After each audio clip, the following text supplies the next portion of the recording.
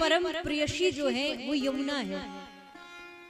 और आजकल यमुना में जितने भी पक्षी यमुना के ऊपर से निकलते हैं, यमुना में परछाई पड़ने मात्र से उन पक्षियों की मृत्यु हो जाती है।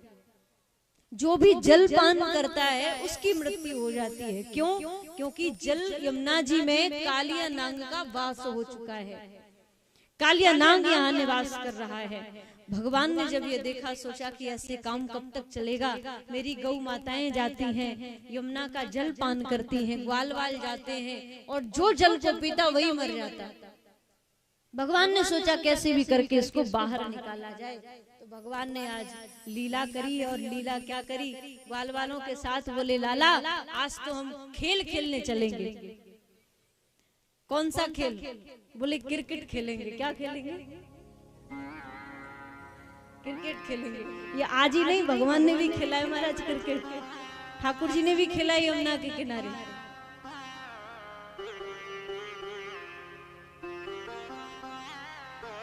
और आजकल तो बूढ़ों को रोग लगा है क्रिकेट का।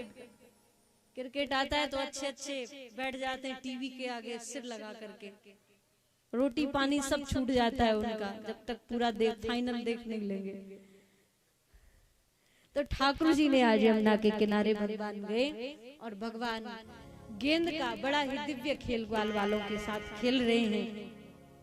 खेलते खेलते भगवान ने लीला करते हुए जो गेंद थी जब भगवान के हाथ में आई तो भगवान ने किसी की तरफ ना फेंक करके ऐसी गेंद मारी महाराज, फेंक कर सीधी यमुना जी में गई। अब जिसकी गेंद थी बेचारा, ऐसे तो होता नहीं था कि महाराज एक चली गई तो दूसरी गेंद मिल जाए।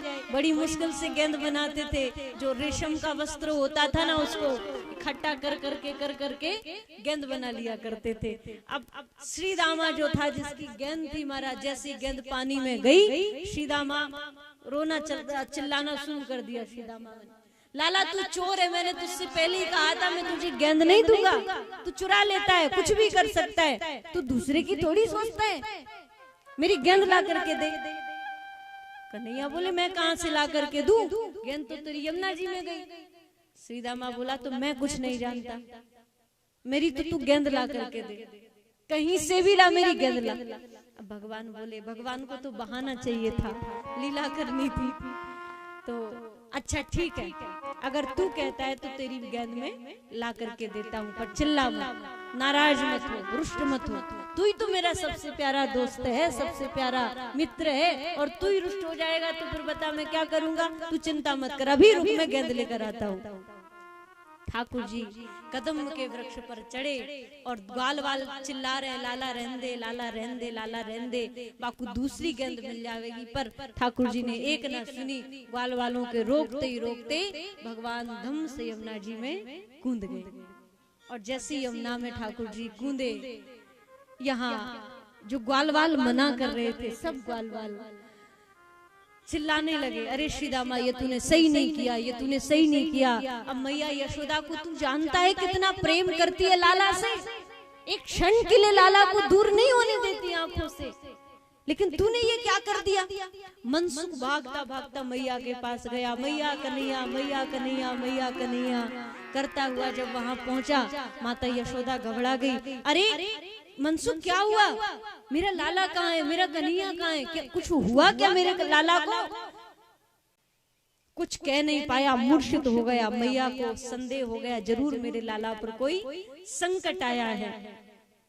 माता यशोदा रुदन करने लगी, नंद बाबा को आवाज आई, नंद बाबा भाग करके आए। अरे कहा हुआ देवी, कहा बात है? यशोदा मैया बोली, मेरे लाला पर जरूर कोई संकट आया है, कोई कष्ट आया है, आप चलिए देखिए कहाँ है मेरा लाला। जब तक दो चार ग्वाल वाल और आ गए, पता चला कन्हैया यमुना में कूद गया। अब तो मैया के रुदन करने की कोई सीमा नहीं, इतना रुदन करती है, इतना विलकती है मैया। अरे मेरे प्राण लेना है, मेरे प्राण ले लो, पर मेरे लाला को बचा दो, मेरे लाला को ला करके दो। बड़ा विलाप करती है, भागती यमुना के किनारे पहुंची। बलदाऊ जी सबको सांत्वना बंधा रहे हैं, समझा रहे हैं, चिंता मत करो। अब बताएं कैसे, समझाएं कैसे कि मैया तेरा जो लाला है वो 1000 फन वाले सांप की सैया पर सोता है, ये छोटा मोटा कालिया नांग तो कुछ नहीं है, भगवान उसको रस्सी की तरह तोड़ मरोड़ देंगे। पर कैसे बताएं, सबको समझा रहे हैं। पर ब्रजवासियों का प्रेम तो अनंत है ठाकुर जी के चरणों में, बड़ा अद्भुत प्रेम है। सब रो रहे हैं, विलख रहे हैं। यहाँ भगवान ने देखा अगर ज्यादा ब्रजवासियों से दूर रहा तो ये अपने प्राण भी त्याग देंगे, रुदन करके। भगवान ने देर ना लगाई, गए यमुना जी के जल में नीचे जाकर के देखा कालिया नाग सो रहा था। भगवान ने जाकर के अपने चरण का प्रहार किया जोरदार उसके शरीर पर, और जैसे चरण प्रहार हुआ तो तिल मिला करके कालिया नाग उठा। सामने देखा तो एक नन्हा सा बालक खड़ा हुआ है, श्याम वर्ण का, हाथ में बंशी, सिर पर मोर पंख, बड़ा दिव्य स्वरूप मनमोहक। कालिया नाग ने देखा तो कहा कि तू कौन है और यहाँ मरने के लिए क्यों आया है, भाग जा यहाँ से। भगवान बोले भागूंगा मैं नहीं, मैं तुझे भगाऊंगा।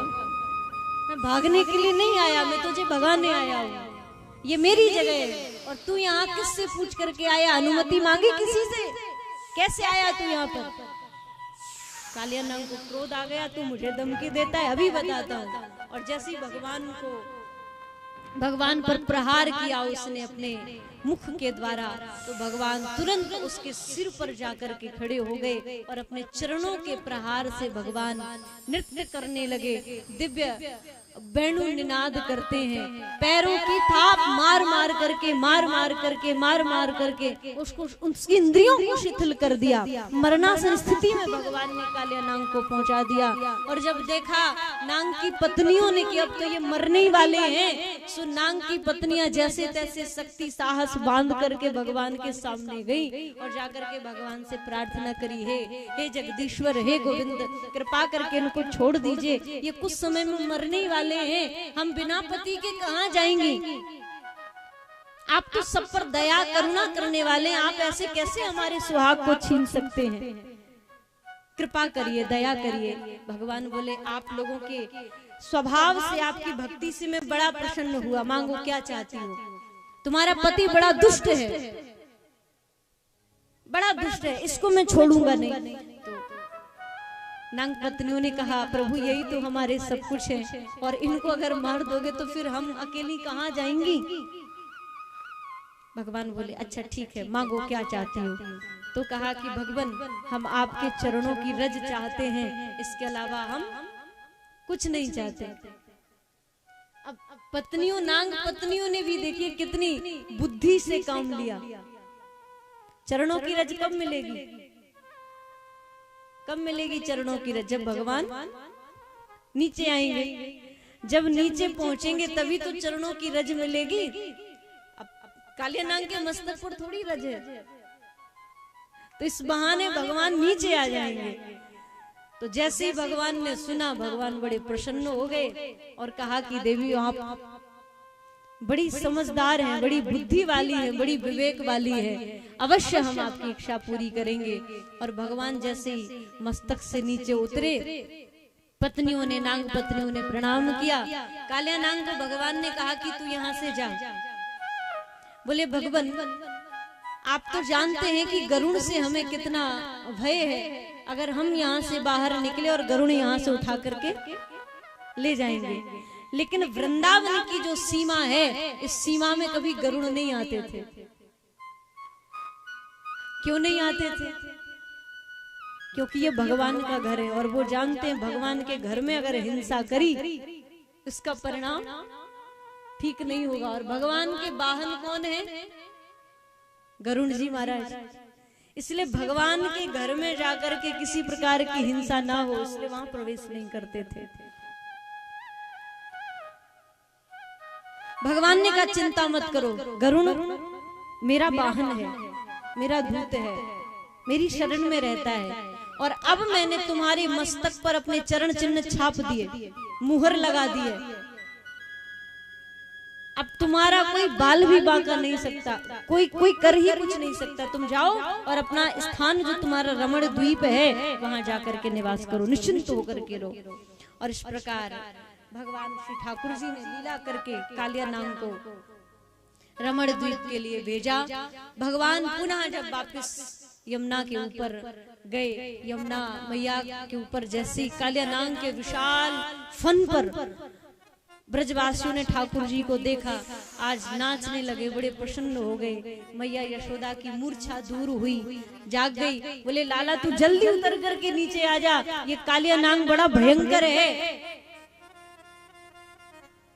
ठाकुर जी बोले मैया अब भयंकर नहीं है, पहले था, अब तो ये मेरा चेला बन गया है, अब ये कुछ नहीं करेगा। इस प्रकार भगवान अपने भक्तों के कष्ट मिटाते हुए